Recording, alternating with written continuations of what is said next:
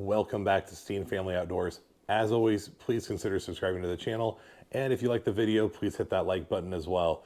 Today, we are going to be talking about one of my favorite cartridges and a rifle that I have built in it in the 7x57 Mauser. So we're going to start out with some cartridge history on the 7x57 Mauser. I'm going to go over some of the ballistics of what that cartridge looks like in hunting use and how I like to have it loaded. And then I'll walk over my rifle build itself and the intended use behind it. So the cartridge, we have one here, the 7x57 Mauser is one of, if not the, we see it as the original rimless cartridge designed by Paul Mauser. It was deployed in 1892 in the Mauser Model 93 Mauser. So it dates back well over 100 years. It was originally adopted by the Spanish military. And in the Spanish-American War in Cuba, the U.S. military was heavily outgunned by the Spanish military at that time using their 7x57 Mausers, while the U.S. troops were armed with the 30-40 Krag.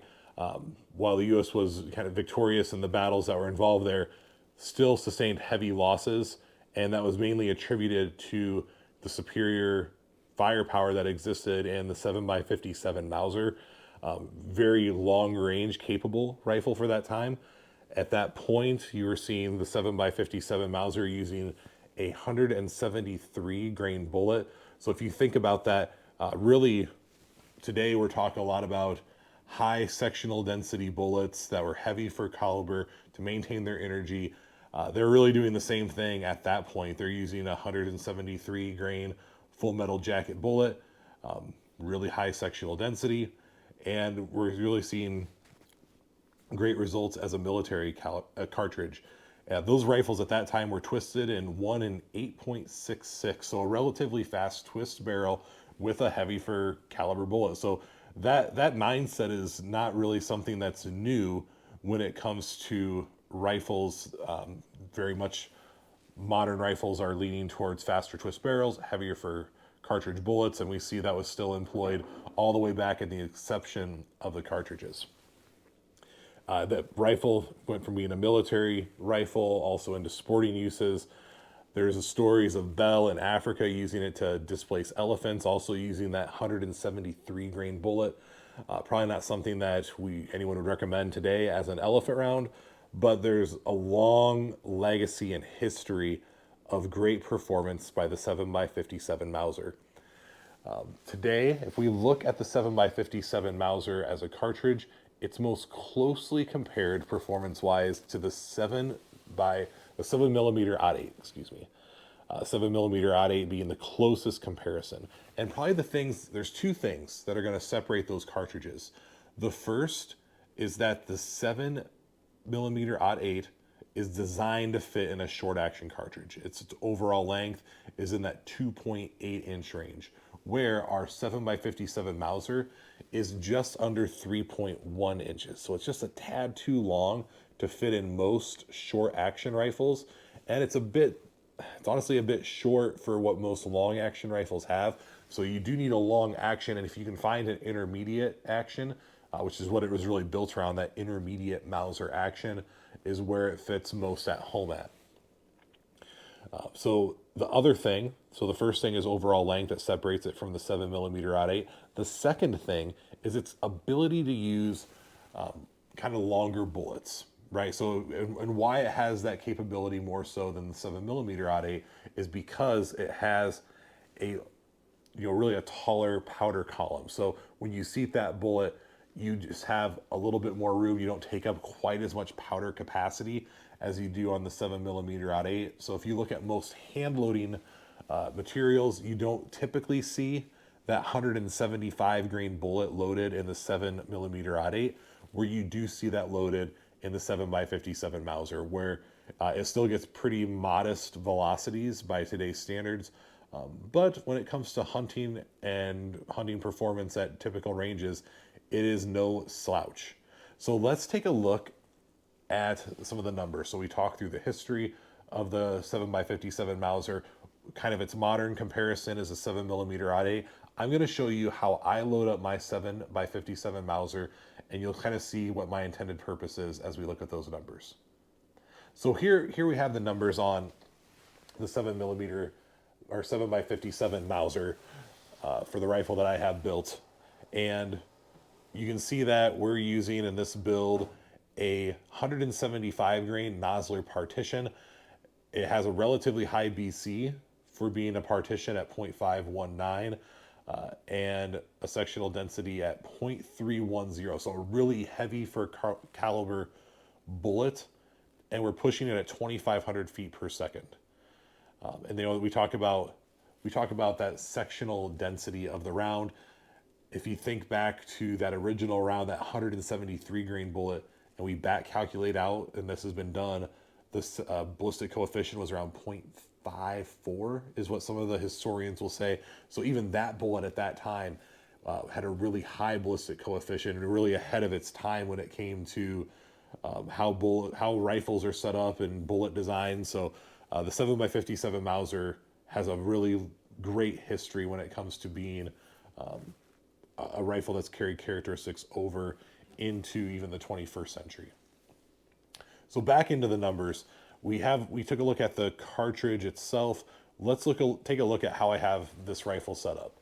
So what I like to do when we look at our ranges, and I'm taking this in 50-yard increments out to 300 yards, is I like to sight this rifle in 2 inches high at 100 yards. It makes for a very simple sight in. And when we look at what the expected trajectories are, you see that this rifle holds really well out to about 225 yards. We were showing at 250, it's minus 5.1 inches. At 225, it's about just under a 3-inch drop is what I see when I put it on paper, and what the ballistic calculator spits out as well. So when we're just talking standard hunting ranges, it holds a trajectory just fine. Wind deflection in that range out to 225, 250 yards is very negligible. I'm talking a true 10 mile an hour crosswind, so a perpendicular wind call at 10 miles per hour. We still have great wind deflection. It does just fine, and most rifles do have great wind deflection in that type of yardage.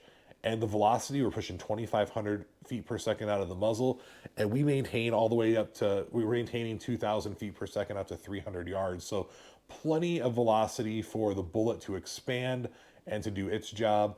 We also maintain up to 1,500 foot-pounds of energy out to 300 yards. So when you look at the numbers, and when we think about a hunting cartridge, it does everything that you could want, right? We're putting a good hunting bullet downrange at a reasonable distance, maintaining impact velocities at a good envelope kind of velocity range where we're not hitting too hard, but we're still getting plenty to expand, and we're delivering energy. So this is really kind of a classic hunting setup. It's not going to be anything that jumps off the paper on super flat trajectories. It's not a rifle that I intend to shoot out to 500 yards. It is a hunting rifle through and through, made to carry in the brush. And it really, for me, I have it set up really hoping to take it to Africa someday to hunt plains game with. And that's how I set this rifle up, is for that purpose. So it's built around the 175 grain partition, and I'm going to talk through now this rifle build and the decisions I made on it. So let's start with the action. If you've watched the channel and heard me talk about rifles before, you know I love a Winchester Model 70 action. So this is based on a Winchester Model 70, and any good 7x57 Mauser needs to be in a rifle with a Mauser style action, just to keep everything in line with what you would expect from a kind of staying true to the heritage of the cartridge. And if you're putting together a rifle based on a classic cartridge, you want to have more of a, for my opinion, just a kind of a classic action and build. So with our Winchester Model 70, it's a long action. This was originally a 30-06. This has a K&P barrel that is a 1/8 twist cut to 22 inches. And it's a little bit of a heavier contour. I'd call it a little bit more than a medium sporter contour barrel. So we do have some heft in the barrel, but I'm keeping it short. I want to be able to carry it through brush. It is housed in what was kind of a remainder or a leftover Winchester Model 70 super grade stock. They shipped these on the featherweight versions at one point. So Gunsmith did have to open up the barrel channel just a little bit to get a good fit. It does have the shadow line cheek piece on the other side of the rifle. So red, I always love the red recoil pad on a good piece of walnut stock like this super grade stock is. So we have the stock, we got the barrel, and action is all blued, kind of classic. We have blued rings. These are rings from Tally set up, and then we're mounting a Leupold. This is a VX-5HD 2-10. And from my viewpoint on a rifle again like this, I want classic setup. I don't want adjustable windages. I want to have capped elevation. I want capped windage. 2 on the low end because I expect to potentially be in heavier cover. I like that 2 on the low end. 10x zoom is more than enough for a rifle that's kind of limited out for me. I'm not going to shoot this much past 250 yards. So that's how this rifle is set up. It shoots phenomenally.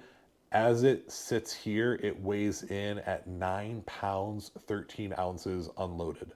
So that is not a lightweight rifle by any means. It's got some heft to it. But what I like about having a little bit of weight in a rifle like this is that when you set, especially when it's for the conditions I have to hunt in, you're typically on shooting off sticks in Africa, and when you can rest that heavy weight in the front of the stick, you can stay on target so well. And being able to get and stay on target with a rifle, especially when hunting, is the #1 attribute that I'm after. And when you're hunting in Africa in the bush and you need to get on an animal quick, get into the crosshairs and make the shot, anything I can do to make that process faster and more repeatable is what I'm after. So keeping my barrel a little bit shorter. The rifle's actually a pretty compact package, but it just has some heft to it. So I've been a big fan of how easy this rifle has been to shoot. It loads up really well. I'm getting 2,500 feet per second out of the 7x57 Mauser using a loaded Nosler brass with 175 grain Nosler Partition bullet. I'm using some Reloader 19 powder, and I've been super happy with the results on this rifle. So I hope you have enjoyed my overview talking about my 7x57 Mauser build. If you like this video, please hit that like button. Consider subscribing to the video. And if you have a cartridge that you'd like to hear more about, please put that in the comments below. And until next time, get out there and enjoy the outdoors.